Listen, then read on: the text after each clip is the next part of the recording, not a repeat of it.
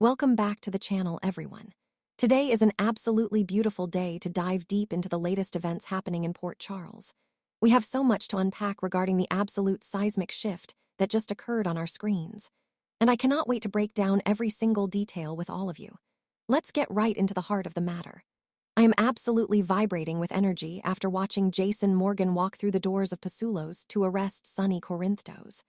I feel so incredibly overwhelmed by the sheer magnitude of that scene, because to me, it finally proved that the writers are willing to completely shatter the foundation of the show to give us compelling television.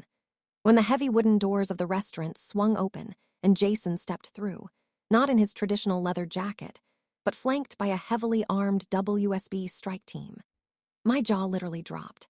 The way I see it, the visual of Jason commanding a federal tactical unit in the very place he used to take orders from Sonny is the most powerful imagery we have seen on the show in a decade. I think the sheer weight of his presence in that room immediately communicated that the old rules of Port Charles no longer apply. I think we really need to talk about the lighting and the atmosphere in Pulos during this confrontation. I love the way the lighting changed when Jason entered. The usually warm, insulated, almost familiar glow of Sonny's back office was suddenly pierced by the harsh, cold flashlights of the WSB agents. In my opinion, the writer's choice to have them meet at Pulos instead of the warehouse or the Metro Court was brilliant because it made me feel the intense violation of Sonny's safe haven. Pazuelos is supposed to be the fortress, the place where the Corinthos family is untouchable. By having Jason be the one to breach those walls, I feel like the show is making a profound statement about the inescapable nature of consequences. I genuinely think we're missing the point if we just view this as a simple betrayal.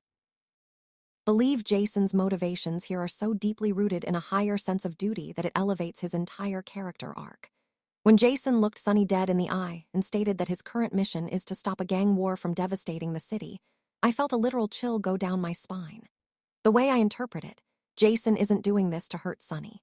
He is doing this because the escalating violence tied to Jen Sidwell has reached a boiling point that threatens thousands of innocent lives.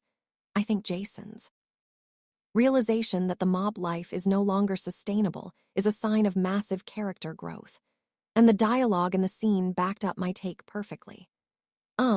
I know a lot of people are saying this storyline is ruining Jason's history, and the fandom is complaining that Jason would never ever turn on Sonny. But I actually think this dramatic shift is exactly what's needed because I feel like their dynamic had become far too predictable. For years, we have watched Jason blindly clean up Sonny's messes. But here, when Jason explicitly refused to grant Sonny any special privileges, it felt like a massive breath of fresh air. I am here to stop a war, Sonny, not to take a side was the unspoken energy radiating from Jason's stoic posture. I think Jason acting as a high-ranking WSB agent gives him an agency and an authority that he never possessed as Sonny's enforcer. In my opinion, Morris Bernard gave the performance of a lifetime when Sonny realized what was actually happening. I felt so much second-hand devastation, watching Sonny's face fall as the reality. When Sonny brought out the concept of eternal loyalty, his voice cracked in a way that absolutely shattered my heart. I think Sonny genuinely believed right up until the handcuffs came out that Jason was running a long con, that this was all a ruse to protect him from Jen Sidwell. The way I see it, Sonny's entire worldview is built on the absolute certainty of Jason's loyalty. To have that ripped away in his own restaurant is a psychological blow that I believe will fundamentally alter Sonny's brain chemistry moving forward. I feel like this is the best they've written Carly in years because her reaction in the middle of this standoff was so profoundly human and agonizing to watch.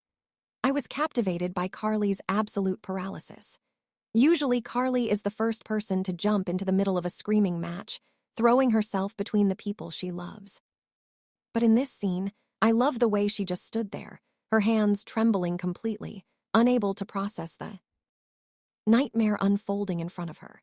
The way I interpret Carly's silence is that it represents the death of her entire reality. She's looking at the two pillars of her life, the man she has loved fiercely and the best friend who has always been her rock, and realizing that she cannot save either of them. I believe the physical act of Jason putting the handcuffs on Sonny is the most significant emotionally charged moment of the decade. I felt an intense wave of nausea and awe when the metallic Click of the cuffs echoed through the quiet office. I think the director's choice to zoom in on Jason's steady hands, securing the restraints around Sonny's wrist, was a masterful stroke of visual storytelling. It wasn't done with malice. It was done with a cold, clinical precision that I feel hurt Sonny far more than if Jason had been angry. The way I see it, Jason's lack of rage is what makes this so devastating. He is simply doing his job as a WSB agent, and that professional detachment is the ultimate betrayal in Sonny's eyes. I think we need to deeply analyze how this ties into the Jen Sidwell situation, because it makes Jason's actions completely justified in my eyes. We know that Sidwell's activities have been creating absolute chaos, from the murder of Henry Dalton to the dangerous ripples affecting Marco Rios and Ethan Lovett. I feel like Jason, with his WSB intelligence, sees the massive catastrophic picture that Sonny is willfully ignoring. I think Jason's presence with the strike team proves that the federal government views Sonny not as a kingpin to be respected, but as a dangerous liability in the impending war with Sidwell.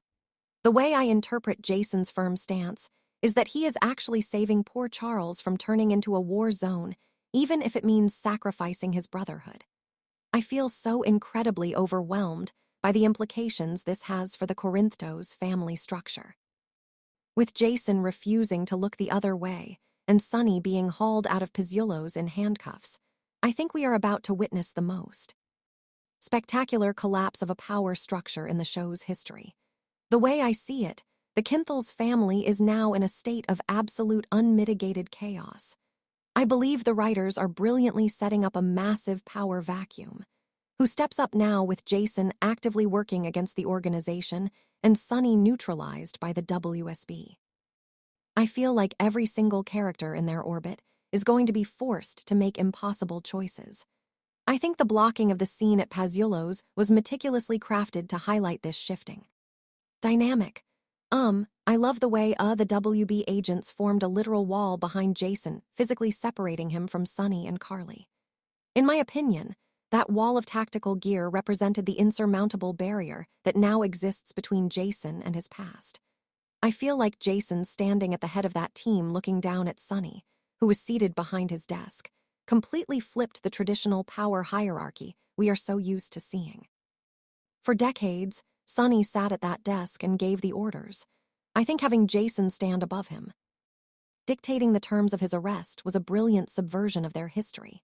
I know some fans are arguing that Carly should have fought back or screamed at Jason, but I genuinely think her reaction was the most realistic choice the writers could have made.